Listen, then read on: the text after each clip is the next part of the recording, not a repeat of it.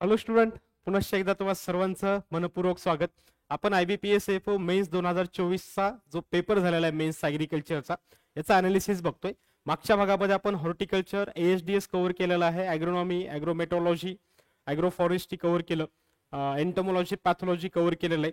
आजच्या भागामध्ये genetics plant breeding वरती काय क्वेश्चन्स होते, फिशरी वरती काय क्वेश्चन्स आलेले आहेत आणि ॲग्रिकल्चर करंट अफेअर्स वरती कुठले क्वेश्चन्स होते, ह्या 3 भागांचा आज आपल्याला क्वेश्चन्स बघायचे. पण तत्पूर्वी जेनेटिक्स आणि प्लांट ब्रीडिंग वरती 2 क्वेश्चन्स होते, फिशरीज वरती तुम्हाला 5 क्वेश्चन्स पाहायला भेटतील आणि ॲग्रिकल्चर करंट अफेअर्स वरती तुम्हाला 4 क्वेश्चन्स होते. अनालिसिस कसं केलं पाहिजे, मागचं जे आता झालेलं आहे पेपर त्याच्यापेक्षा आताचे विद्यार्थी प्रिपेअर्ड करणार आहेत अशा विद्यार्थ्यांना सांगतो. आपण ज्या वेळेला ग्रॅज्युएशनचा अभ्यास करतो, ह्या ग्रॅज्युएशनच्या स्टडीमध्ये आपलं हे जे आहे काय म्हणतो त्याला, फिशरीज आणि स्वाईन हजबंड्री हे आपल्या सिलेबसला नाही आहेत. ओके, पण कंटिन्युअसली IBPS AFOचा इतिहास आहे, त्यांनी मेन्सला याच्यावरती क्वेश्चन्स विचारलेले आहेत. त्यामुळे तुम्हाला स्वाईन हजबंड्री आणि फिशरीज याच्यावरती लक्ष देणं गरजेचं आहे. ओके, इथं लक्षात ठेवा, 3 आस्पेक्ट्स खूप महत्वाचे आहेत अपार्ट्स ऑफ युअर ट्रॅडिशनल सब्जेक्ट्स. आपण जे आपले ट्रॅडिशनल सब्जेक्टचा अभ्यास करतो त्याच्या व्यतिरिक्त 2-3 गोष्टी अभ्यासामध्ये नव्याने इन्क्लूड कराव्या लागतात. तो म्हणजे ॲग्रिकल्चर करंट अफेअर्स करावं लागतं, स्कीम्स कराव्या लागतात, फिशरी करावं लागते आणि स्वाईन हजबंड्री करावी लागते. ओके, हे सब्जेक्ट प्लस आपले ट्रॅडिशनल सब्जेक्ट असा मिळून एफओचा पेपर बनत असतो. आता आपण बघूयात फिशरीज वरती काय क्वेश्चन्स होते. याच्यावरती जेनेटिक्स आणि प्लांट ब्रीडिंग वरचे जे क्वेश्चन्स होते ते पूर्णतः डोक्याच्या वर होते. 2च क्वेश्चन होते पण खतरनाक होते. ओके, जेने आपला फिशरी जो आहे या फिशरीवरती 5 पैकी 3 क्वेश्चन सोपे होते, 2 थोडेसे हार्ड होते. आणि ॲग्रिकल्चर करंट अफेअर्स मधले 2 क्वेश्चन सोपे होते 4 पैकी आणि 2 हार्ड होते. तुम्हाला इथं वाचल्याच्या नंतर लगेच लक्षात येईल. ओके, चलो फिशरीज वरती क्वेश्चन बघा. पहिला आहे, चिताळा चिताळा is a fish, state fish कुणाचा आहे. पहिले तर हे उद्भवला कसा क्वेश्चन्स. ओके, हा जो स्टेट फिश आहे हा उत्तर प्रदेशचा आहे. कुठला आहे? उत्तर प्रदेश. एक लक्षात ठेवायचं, आजूबाजूला ज्या घडामोडी घडतात त्या घडामोडींचं रिफ्लेक्शन आपल्याला क्वेश्चन पेपरमध्ये पाहायला भेटतं. त्यामुळं बाजूला काय आपल्या घडामोडी घडते आपल्या सिलेबस रिलेटेड, कारण ॲग्रिकल्चर स्कीम्स आणि करंट अफेअर्स वरती क्वेश्चन्स विचारतात. हा जो आहे हा उत्तर प्रदेश गव्हर्नमेंटनी याला स्टेट फिश म्हणून घोषित केलेला आहे. आणि हा जो आहे हा फिश जो हा तिकडचा एक्सटेंट स्पीसीज मध्ये आहे, म्हणजे हा नामशेष होण्याच्या मार्गावरती होता, म्हणून त्यांनी मिशन चिताळा, ओके, मिशन चिताळा यांनी स्टार्ट केलेलं होतं आणि हा त्यावेळेला चर्चेमध्ये होता. त्यामुळे सोपा, सिंपल आणि साधा प्रश्न तुम्हाला विचारला, फक्त एवढं सांगा, याच्या डिटेल्स मध्ये जायचं नाही. ओके, आम्हाला फक्त एवढं सांगा की स्टेट फिश कशाचा आहे. हा उत्तर प्रदेशचा स्टेट फिश आहे. इथं अनालिसिस काय करायचं, सिलेबस रिलेटेड बाकी बाहेर ज्या घडामोडी घडतायत त्या घडामोडीला अभ्यासाच्या रिलेटेड कोरिलेट करायचं आणि त्याचा अभ्यास करायचा, कारण त्याचं रिफ्लेक्शन पेपरमध्ये 100% पाहायला भेटतं. दिस इज अनालिसिस या क्वेश्चन वरनं. नेक्स्ट, हा अशी कोणती एजन्सी आहे जी फिशरीच्या बाबतीत, ऍक्च्युअली परीक्षेमध्ये हा लेंदी क्वेश्चन्स होता खूप. ओके, त्यांनी विचारलेलं होतं फिशरीजचं मार्केटिंग कोण करतं, फिशरीज फेडरेशन कुठला आहे, त्याच्यानंतर फिशरीज एक्सपोर्ट कोण करतो.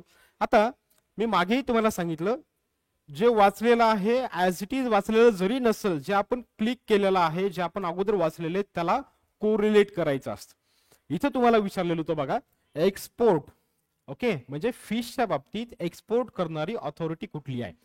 इमॅजिन करा, मी पेपर सेटर, सॉरी मी पेपर देणार आहे, मला याचा आन्सर माहिती नाही, पण ऑप्शन मध्ये मला अपेडा दिसतोय. ओके, अपेडा काय आहे, agriculture process food product export development authority. Okay, मुंबईला याचं हेडक्वार्टर आहे. ठीक आहे, तर हे अपेडा जे आहे त्या अपेडा सारखं बाकी नाफेड तर फिशच्या बाबतीत काम करत नाही. बाकीचे 1-2 ऑप्शन तुम्हाला सहज स्किप करणारे होते. इथं तुम्हाला लक्षात यायला पाहिजे होतं की marine, M stand for marine.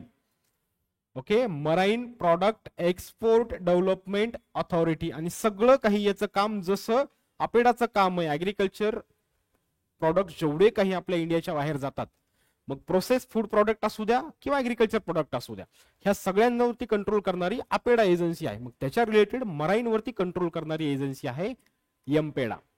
Okay, marine product export development authority 1972 ची याची इस्टॅब्लिशमेंट आहे.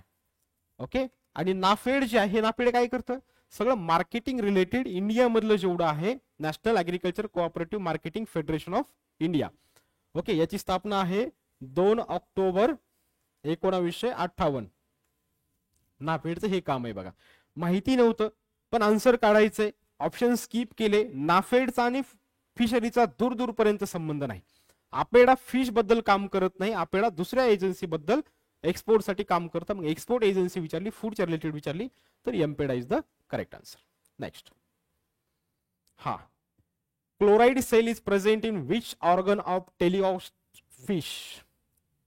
हे काय आहे?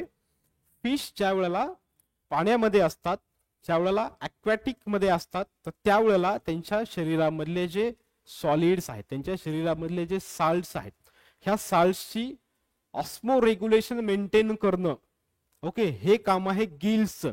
आणि त्या गिल्स मध्ये काय असतात? त्या गिल्स मध्ये ह्या क्लोराइड सेल जे आहेत ह्या फिशच्या प्रेझेंट असतात. यांनी असं तुम्हाला विचारलेलं होतं. ओके, त्याचा आन्सर आहे गिल. क्लिअर? ऑस्मो रेग्युलेशन करणं हे त्याचं मेन काम आहे. नेक्स्ट,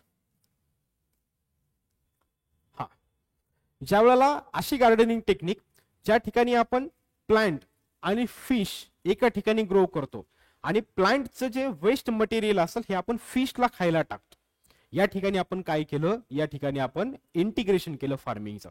आपलं प्लांटचं जे कल्टिवेशन आहे हे पण चालू ठेवलं, प्लस सोबत फिश पण ग्रो केले. इथं integrated fish farming is the answer. Okay, next, NBFGR national bureau. मी तुम्हाला सांगितलं रिसर्च स्टेशन वरती तुम्हाला क्वेश्चन्स राहणार.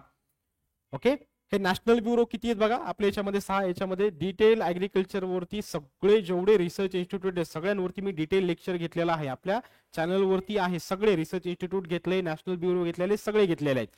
ओके, त्या ठिकाणी तुम्ही चेक करू शकता ते लेक्चर विथ ट्रिक्स मी त्या ठिकाणी शिकवलंय. आता हे national bureau of fish genetic resources. आता रिसोर्सेस हे बघा किती आहेत आपल्याकडे? 6 नॅशनल ब्युरो आहेत. ओके, लक्षात कसे ठेवायचे बघा. NBPGR या ठिकाणी काय करायचं? फक्त हा P बदलायचा, या ठिकाणी A टाकायचा. ओके, हा A चेंज करायचा, या ठिकाणी F टाकायचा. Okay, national NBAGR. Okay, NBFGR 6 पैकी 3 झाले. ओके, हा जो प्लांट जेनेटिक्स आहे हा न्यू दिल्लीला आहे. ठीक आहे, हा ॲनिमल म्हटलं की कर्नालला आहे, national bureau of animal genetic resources. आणि हा फिश म्हटलं की कुठं आहे? हा आहे लखनौला. ओके, राहिले 3. या 3 पैकी आपल्या महाराष्ट्रामध्ये एक आहे, तो कुठला आहे? National bureau of soil survey and land use planning. हा सिच्युएटेड आहे आपल्या नागपूरला. ओके, नंतरचा एक आहे national bureau of agriculture insect resources. Insect resources हा आहे बँगलोरला. ओके, आणि लास्टचा आहे national bureau for agriculturally important micro organisms. हा आहे MAU मऊ, उत्तर प्रदेश. हे झाले तुमचे 6 नॅशनल ब्युरो. ओके, हैदराबादला ब्युरो नाही, चेन्नईला ब्युरो नाही, 2-3 ऑप्शन स्किप केले, कर्नालला हे आहे. अशा पद्धतीने तुम्हाला आन्सर सॉल्व्ह करता आला असता. हे झाले फिशरीचे 5 क्वेश्चन्स. 5 पैकी 2 थोडेसे कठीण आणि 3 जे हे सोपे होते. ओके, चलो नेक्स्ट. ऍग्रिकल्चर करंट अफेअर्स वरती बघा. ऍग्रिकल्चर करंट अफेअर्स वरती सरळ सरळ त्यांनी विचारलेलं होतं. क्वेश्चन्स लेंदी होता, पण लेंदी मधनं सरळ विचारलेलं होतं.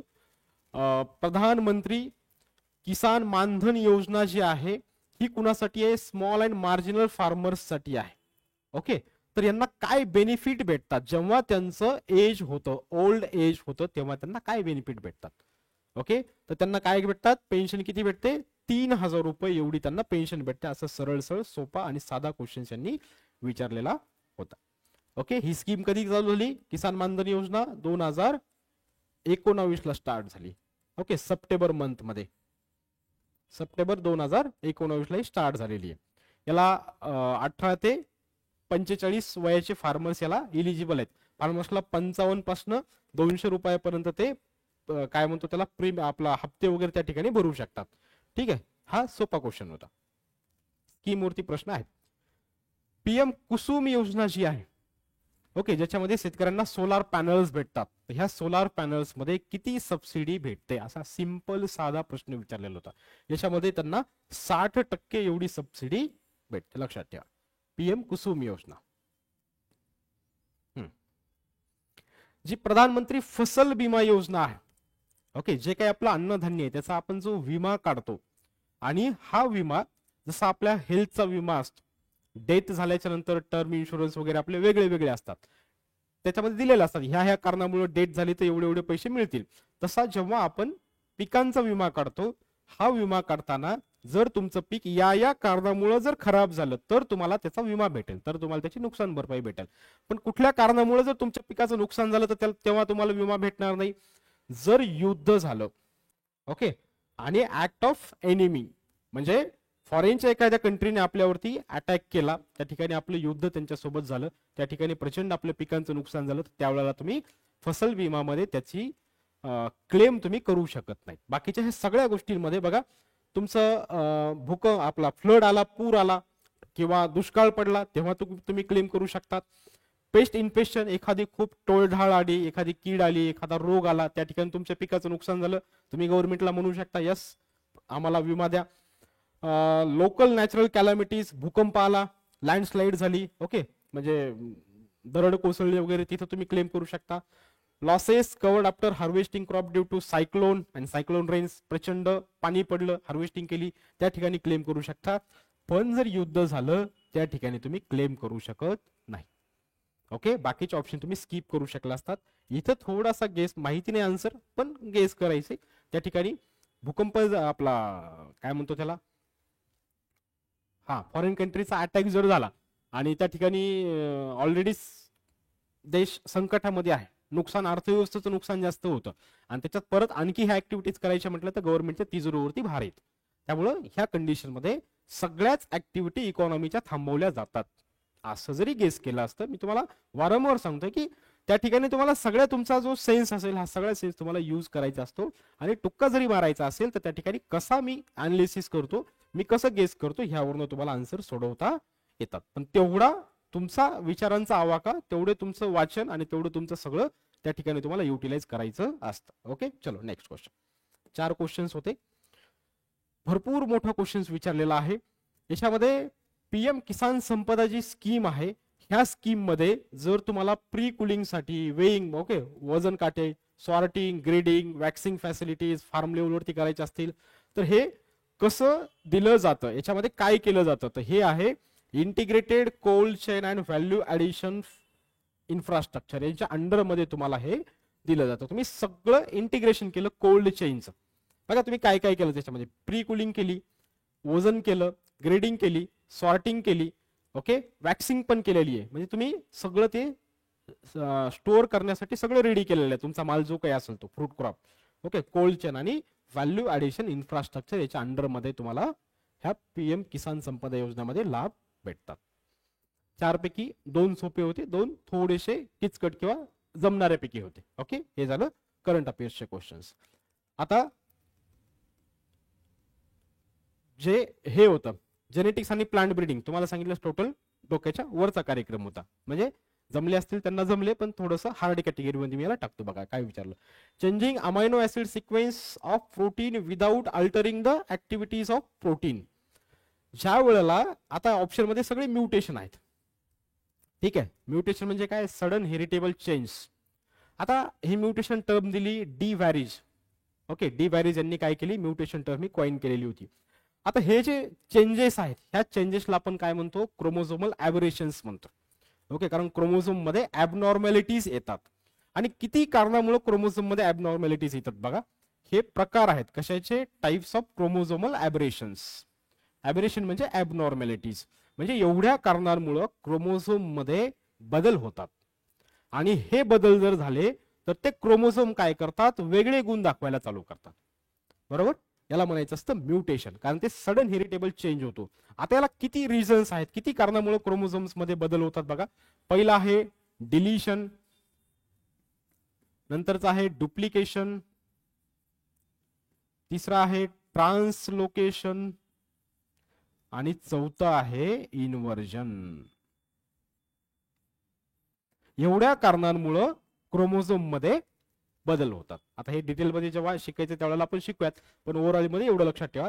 याचा आन्सर होतं सायलेंट म्युटेशन. आता क्रोमोझोम मध्ये जे कोडॉन्स आहेत, तर हे कोडॉन्स काय करतात, पर्टिक्युलर अमायनो ऍसिड्सला काय करतात, रिप्रेझेंट करतात. इथं सायलेंट आहे, ओके, सायलेंट म्युटेशन आहे, म्हणजे तिथं चेंजेस जरी झाले तिथं फिनोटिपिक एक्सप्रेशन जे आहे, ओके, म्हणजे त्या क्रोमोझोम मुळे जे बदल झालेले ते बदल दिसत नाहीत, याला म्हणायचं असतं सायलेंट म्युटेशन, आणि हे याचा आन्सर होतं. ठीक आहे. नेक्स्ट, माइटोकॉन्ड्रिया आणि chloroplast carry out oxidative phosphorylation आणि photophosphorylation respectively reaction by means of.